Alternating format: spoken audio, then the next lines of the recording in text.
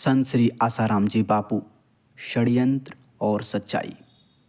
एक संत जिनका एक ही उद्देश्य था, भारत के युवाओं को नैतिक पतन से बचाना, भारतीय संस्कृति को जीवित रखना और धर्मांतरण के खिलाफ आवाज़ उठाना। लेकिन अचानक उन पर ऐसे आरोप लगे जिसने पूरे देश को चौंका दिया। क्या यह सिर्फ एक अपराध का मामला था या एक गहरी साजिश का हिस्सा? संत आसाराम जी बापू, युवाओं के मार्गदर्शक। आधुनिकता की आंधी में जब भारतीय युवा पश्चिमी संस्कृति के प्रभाव में बह रहे थे, तब एक संत ने उन्हें सही राह दिखाने का प्रयास किया।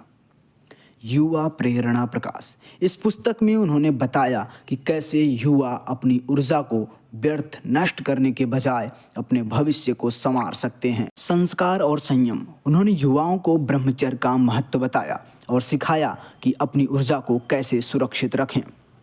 वैलेंटाइन डे के खिलाफ मातृ पितृ पूजन दिवस।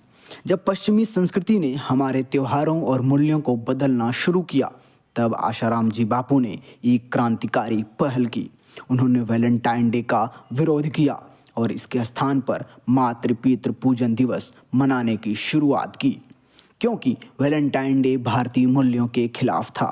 विदेशी कंपनियों को इससे बड़ा नुकसान हुआ, क्योंकि वे इस दिन गिफ्ट, ग्रीटिंग कार्ड्स और अन्य उत्पाद बेचती थी।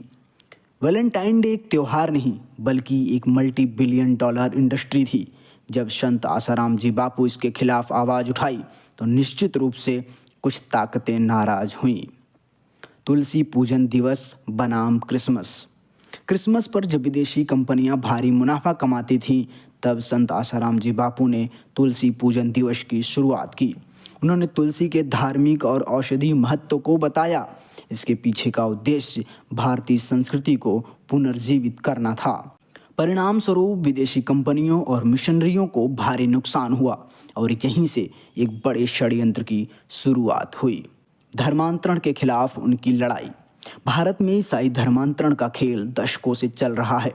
विदेशी फंडिंग से कई एनजीओ इस काम में लगे हुए थे, लेकिन संत आसाराम जी बापू ने इसके खिलाफ खुलकर आवाज़ उठाई। उन्होंने हिंदू समाज को जागरूक किया कि कैसे धर्मांतरण किया जा रहा है। उन्होंने मिशनरियों की पोल खोली, जिससे वे उनके निशाने पर आ गए। जो भी धर्मांतरण के खिलाफ बोलता है, उसे या तो बदनाम किया जाता है या फिर किसी झूठे केस में फंसा दिया जाता है। क्या आसाराम जी बापू के साथ भी यही हुआ? मीडिया ट्रायल और चरित्रहनन की साजिश। आरोप लगते ही मीडिया ने एक तरफा ट्रायल शुरू कर दिया। उन्हें दोषी साबित करने की होड़ मच गई, लेकिन क्या किसी ने सबूतों की जांच की? मीडिया ने टीआरपी के लिए उन्हें राक्षस बनाकर पेश करना शुरू कर दिया। एनजीओ और विदेशी फंडिंग से जुड़े कुछ मीडिया हाउसों ने झूठी कहानियां फैलाना शुरू कर दी। आज तक यह स्पष्ट नहीं हुआ कि इन आरोपों के पीछे कौन लोग थे, लेकिन यह साफ है कि यह सिर्फ एक केस नहीं, बल्कि एक बड़ी साजिश थी। राजनीतिक षड्यंत्र। जब कोई संत इतना लोकप्रिय हो जाए कि वह राजनीतिक समीकरण बदल दे, तो सत्ता के गलियारों में हलचल मच जाती है। क्या बापूजी के खिलाफ राजनीतिक साजिश भी थी? कुछ नेताओं ने खुलकर उनका समर्थन किया, तो कुछ ने चुप्पी साध ली। क्या कोई गुप्त एजेंडा था? अगर हम निष्कर्ष की बात करें, साजिश या संयोग, क्या यह सिर्फ एक संयोग था या एक साजिश? संत आसाराम जी बापू के विचार, उनकी शिक्षाएं, उनका प्रभाव आज भी जीवित है और आगे भी जीवित रहेगा। लेकिन सवाल यह उठता है, क्या उन्हें सच में न्याय मिल पाएगा? क्या विदेशी ताकतों ने उन्हें निशाना बनाया? क्या यह भारतीय संस्कृति और धर्मगुरुओं को बदनाम करने की साजिश थी? क्या मीडिया और राजनीति ने एक संत को बलि का बकरा बना दिया? दोस्तों, आप क्या सोचते हो? कमेंट करके ज़रूर बताइए। वीडियो अच्छा लगा तो शेयर कीजिए और चैनल को सब्सक्राइब कीजिए, क्योंकि इससे रिलेटेड हम कंटेंट लाते रहेंगे और आपका एक सब्सक्राइब हमें बहुत मदद करेगा। धन्यवाद।